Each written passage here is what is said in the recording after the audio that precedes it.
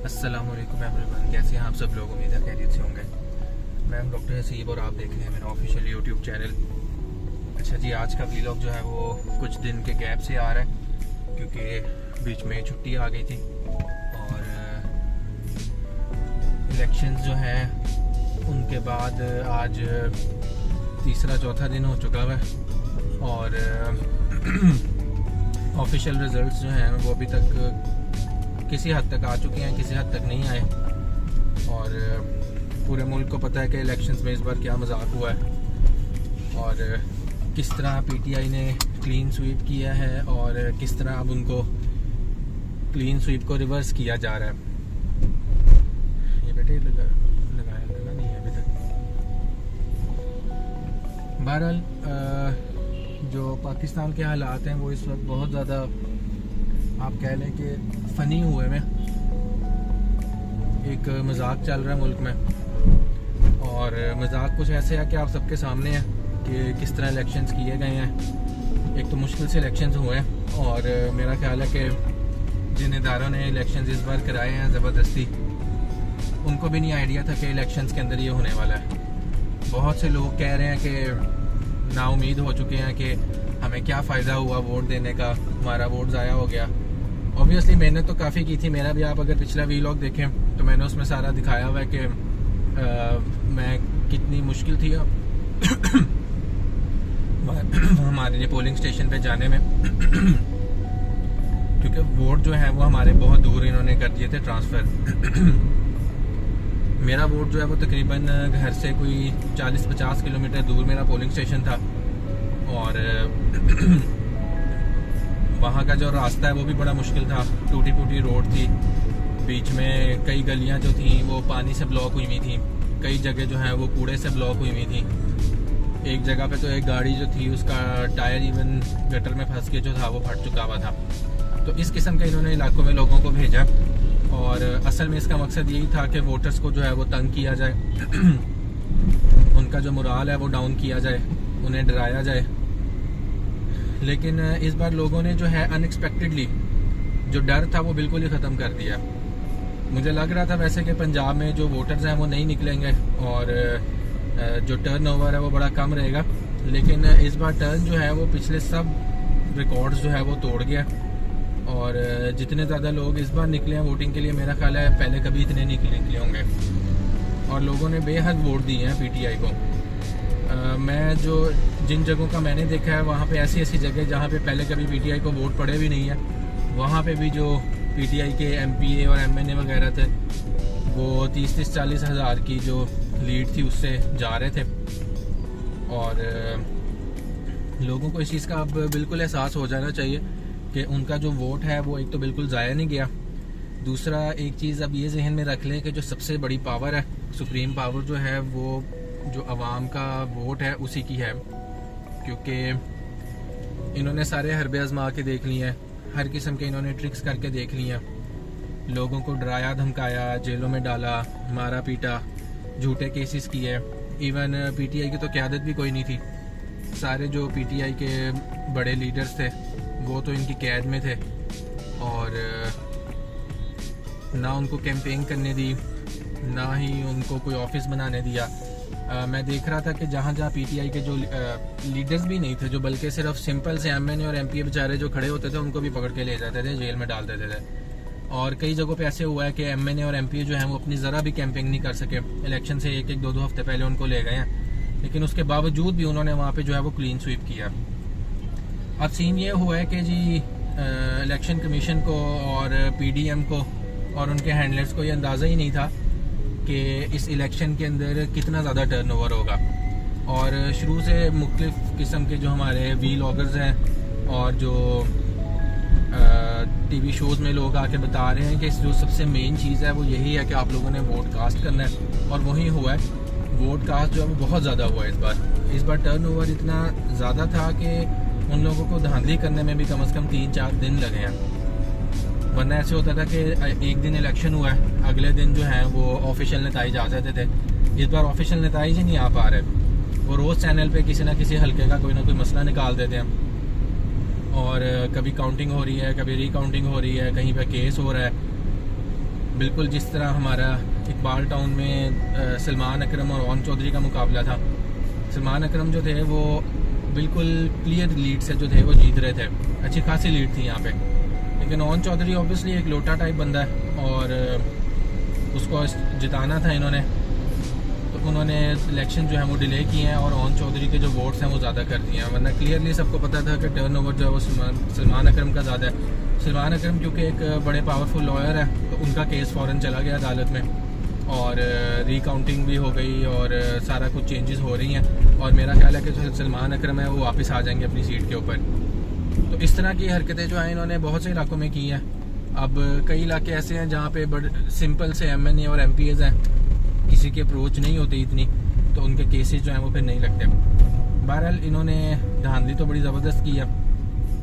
Pre polling धांधली भी इनकी बहुत पावरफुल थी, लेकिन वो अवाम ने जो है वो रिजेक्ट कर दिया बुरी तरह। मैंने खुद उसको रिजेक्ट किया बड़ी बुरी तरह। मैंने आपको वीलॉग में दिखाया कि हम लोग किस तरह पेरिफेरल एरिया में गए, एक ऐसा एरिया जो कि हम जिसको कभी पहचानते भी नहीं थे, ना कभी हम गए हैं। इवन जो मेरा पोलिंग स्टेशन था वो तो गूगल मैप्स पे भी नहीं आ रहा था। गूगल मैप्स पे जो लोकेशन आ रही थी वो फीमेल्स के लिए थी। जो मेल्स का जो स्कूल पोलिंग स्टेशन बना था वो हमारे गूगल मैप पे भी नहीं आ रहा था। तो ये इन्होंने काफ़ी बड़ी धांधली की थी प्री पोलिंग। पोस्ट पोलिंग में उन्होंने यही किया कि जो रिज़ल्ट है उसको सेकंड डे पे लाने के बजाय चलो थर्ड डे पे भी आ जाता। अभी तक जो है वो ऑफिशियल कोई रिज़ल्ट नहीं आया, कोई नतीजा नहीं आया। और एक लाडली पार्टी जिसकी कोई 40, 50, 60 सीटें हैं, वो 60 सीटें लेके ये समझ रही है कि हम लोग जो है वो इक़्तिदार में आ गए हैं। और उनका लीडर जो है वो तैयार बैठा हुआ था जी विक्ट्री स्पीच देने के लिए। बीच में मायूस होकर वो बेचारा भागा भी है, हमेशा की तरह जैसे भागता है। और इस बार भी उसने भागने की कोशिश की है, लेकिन फिर उसको तसल्ली दी गई कि नहीं जी आप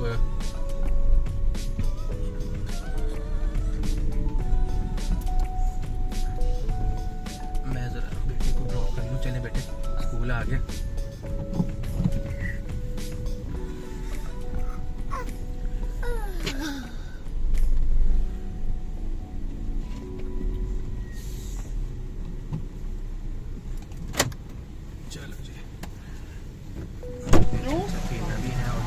ठीक है, फिर मैं आपको लेने आता हूँ। अल्लाह हाफिज़ बेटे।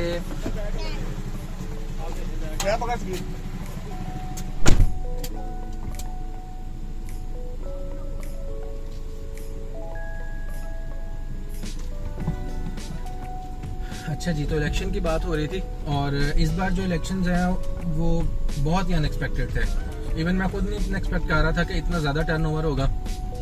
लोगों ने जो है वो ये साबित कर दिया है कि जो मुल्क में डेमोक्रेसी में जो असल ताकत है ना वो अवाम की है। ये आज इस दफ़ा इलेक्शन में जो है वो क्लियरली ज़ाहिर हो गया। इन लोगों ने बड़े प्लान किए हुए थे कि हम इस बार ये कर देंगे, इस बार वो कर देंगे। इस बार जो है वो अवाम ने ना सही इनकी जो कहते हैं ना कि खाल उतारी है वो काम किया। ये खुद भी इतना एक्सपेक्ट नहीं कर रहे थे कि टर्नओवर होगा और इन्होंने बड़े काम किए। एक जो सबसे इन्होंने घटिया काम किया वो ये था कि बैट का निशान छीन लिया। इनको लगा कि जी हम बैट का साइन छीन लेंगे तो लोगों को पता नहीं चलेगा कि वोट किसको देना है। बिल्कुल सही किया इन्होंने, बिल्कुल यही सोचा था। लेकिन इनकी हर हरकत जो है वो आवाम को और ज़्यादा जो है ना पंप करती जा रही है। इन्होंने उनसे वोट का बैट का निशान छीना। लोगों ने जो रटे लगा लिए कि जी हमने अपने इलाके में किस PTI के बंदे को देना है। सब लोग जो हैं वो अपने साथ पर्चियाँ लेके आए हुए थे जिनके ऊपर अपने जो जिस हल्के में उनके वोट भेजे हैं वहाँ पे PTI वालों के जो निशान हैं वो बने हुए थे। इवन हम लोगों ने भी खुद ऐसे किया। एंड तक हमारे हाथ में पर्ची थी जिसके ऊपर लिखा हुआ था कि हमने किस निशान को वोट देना है, MNA की कौन सी सीट को देना है और MPA की किसको देना है। इवन हम जानते भी नहीं थे वहाँ पे कई लोगों को। तो लोगों ने इस बार जो है वो बड़ा मोटिवेशन का मुजाहरा किया और उन्होंने ये शो किया कि जो असल ताकत है वो अवाम की ही है और जो अवाम चाहेगी इस मुल्क में वही होगा। इस्टेब्लिशमेंट या इदारे जो चाहते हैं वो इतनी कोई इम्पोर्टेंस नहीं रखता। बहरहाल इदारे अभी भी कोशिश कर रहे हैं कि किसी तरह जो है वो रेगिंग करके जो है हालात को चेंज किया जाए। लेकिन मसला ये कि जब अवाम इतनी ज़्यादा पावर के अंदर निकलती है और इतनी ज़्यादा ताकत में वोट आते हैं तो फिर उसको भी चेंज करना मुश्किल हो जाता है। अब हर किसी को पता है कि कौन सी पार्टी लीड में है।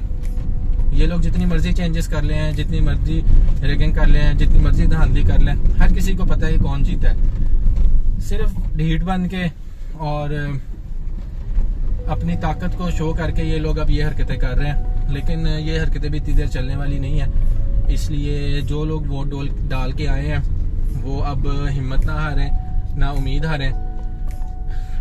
आप लोगों का काम था सिर्फ वोट डालना, जो कि हम लोगों ने और आप लोगों ने कर दिया है।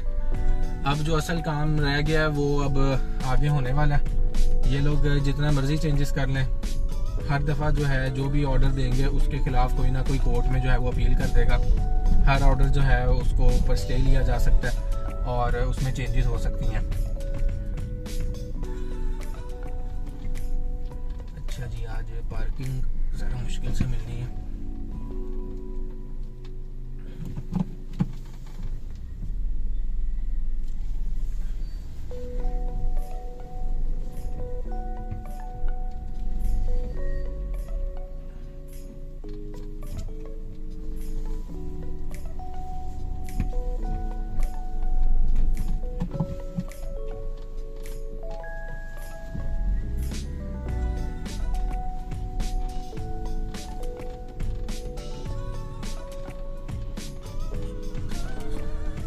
एक्चुअली मैंने जाना है मेडिकल कॉलेज में एक काम के लिए, तो इसलिए अपने हॉस्पिटल से ज़रा मैं दूर हूँ। बहरहाल इस वक्त मैं पहुँच चुका हूँ। खैर, आज का वीलॉग एंड करते हैं यहीं पे, और सब लोगों से मेरी यही रिक्वेस्ट है कि आप लोगों ने भी हिम्मत नहीं हारनी।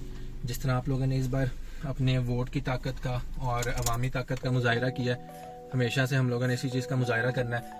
अब ये जितना भी अवाम को दुबा लें, जितना भी रिजल्ट्स को चेंज कर लें, ज़्यादा से ज़्यादा 5 साल के लिए कर लेंगे, अगले 5 साल में फिर देखा जाएगा।